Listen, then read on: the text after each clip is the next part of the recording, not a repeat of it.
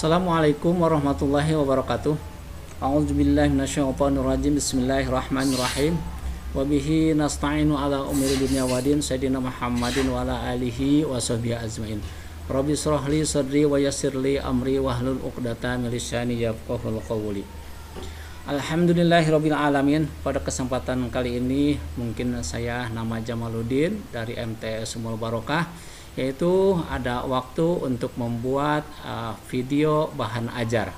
Dan bahan ajar yang saya bawakan yaitu tentang sholat fardu.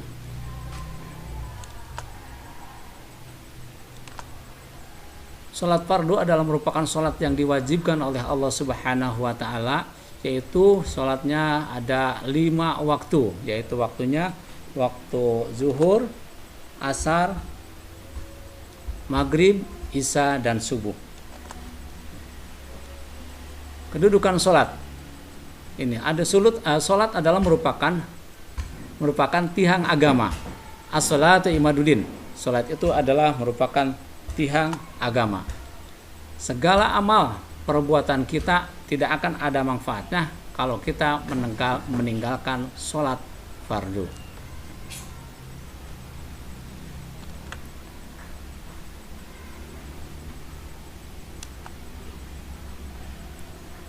Sejarah dalil tentang kewajiban sholat. Sejarah tentang diwajibkan sholat, perintah tentang diwajibkan mendirikan sholat tidak seperti Allah mewajibkan zakat dan lainnya.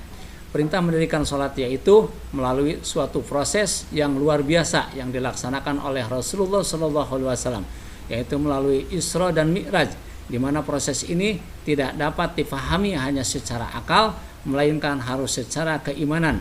Sehingga dalam sejarah digambarkan setelahnya Nabi melaksanakan Isra Mi'raj, umat Islam ketika itu terbagi 3 golongan, yaitu yang secara terang-terangan menolak kebenaran itu, yang setengah-setengahnya, dan ada yang yakin sekali kebenarannya. Dilihat dari prosesnya yang luar biasa, maka merupakan kewajiban yang utama, yaitu menunaikan sholat fardu dalam menentukan amal-amal, dan bisa menentukan amal-amal juga amal-amal yang lainnya. Pengertian sholat secara etimologi, sholat adalah berarti doa. Secara terminologi atau istilah, para ahli fikih mengartikan secara lahir dan hakiki. Kemudian adapun secara hakikinya yaitu berhadapan hati atau jiwa kepada Allah. Kemudian dalam pengertian lain adalah sholat adalah salah satunya sarana komunikasi antara hamba dengan Tuhannya. Syarat-syarat sholat yaitu 1, beragama Islam, sudah baligh, kemudian suci daripada hadas, suci seluruh anggota badan, pakaian dan tempat, menutup aurat laki-laki yaitu auratnya antara pusat dan lutut, sedangkan wanita seluruh anggota badannya kecuali muka dan telapak tangan. Kemudian masuk waktu yang telah ditentukan untuk masing-masing sholat, menghadap kiblat, kemudian mengetahui mana rukun dan mana yang sunnah. Ada rukun sholat. Rukun sholat di sini ada niat, takbiratul ihram, berdiri bagi yang mampu, membaca surat Al-Fatihah, ruku dengan tu'maninah, i'tidal dengan tu'maninah, sujud 2 kali dengan tu'maninah, duduk di antara 2 sujud, kemudian duduk tasahud akhir, kemudian membaca tasahud, membaca sholawat, dan membaca salam. Yang membatalkan sholat itu batal, tidak sah apabila salah satu syarat rukunnya tidak dilaksanakan atau ditinggalkan dengan sengaja. Kemudian dan sholat itu batal dengan hal-hal yang seperti tersebut di bawah ini. 1, berhadas, terkena najis, ya. Kemudian berkata-kata dengan sengaja walaupun dengan 1 huruf yang memberikan pengertian. Kemudian terbuka auratnya. Dan selanjutnya lebih detailnya nanti kepada anak saya.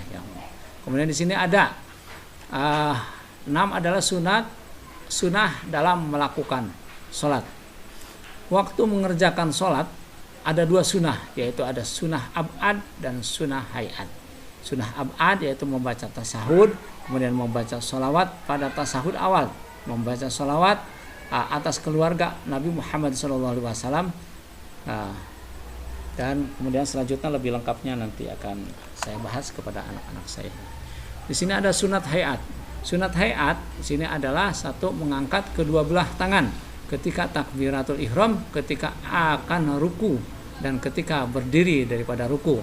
Meletakkan telapak tangan yang kanan di atas pergelangan yang kiri ketika berdekap atau sidakap. Kemudian membaca doa iftitah sehabis takbiratul ihram. Lebih lanjutnya ya mungkin nanti ya. Sini kemudian makruh salat. Orang yang sedang sholat dimakruhkan, yaitu satu, menaruh telapak tangannya di dalam tangan bajunya ketika takbiratul ihram, ruku dan sujud. Kemudian menutup mulutnya rapat-rapat, terbuka kepalanya, bertolak pinggang, kemudian memejamkan mata, menengadah ke langit, kemudian menahan hadas dan berludah. Kemudian ada lagi hal-hal yang mungkin dilupakan di sini adalah dalam hal melaksanakan sholat mungkin ada hal yang dilupakan, misalnya lupa melaksanakan yang fardu, lupa melaksanakan sunnah abad, lupa melaksanakan sunnah hayat. Sholat fardu dan waktunya. Sholat fardu itu ada 5 ya, dan masing-masing mempunyai waktu yang ditentukan. Kita diperintahkan menunaikan sholat-sholat itu di dalam waktunya masing-masing. Ada zuhur, ada asar, ada maghrib, ada isya, ada subuh. Dan waktu-waktu yang dilarang untuk sholat yaitu ada setelah sholat subuh hingga terbitnya matahari. Kemudian di sini ketika terbitnya matahari hingga sempurna dan naik sekurang-kurangnya setinggi tombak. Kemudian ketika matahari rembang atau di atas kepala hingga condong sedikit ke barat. Kemudian setelah sholat asar hingga terbenamnya matahari. Ketika mulai terbenamnya matahari hingga sempurna.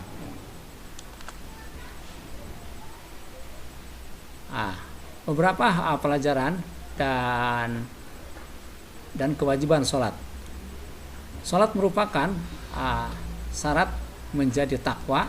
Sholat merupakan benteng kemaksiatan. Sholat mendidik perbuatan baik dan jujur. Sholat akan membangun etos kerja. Mungkin untuk pembahasan tentang sholat dicukupkan sekian dan tutup. Wassalamualaikum warahmatullahi wabarakatuh.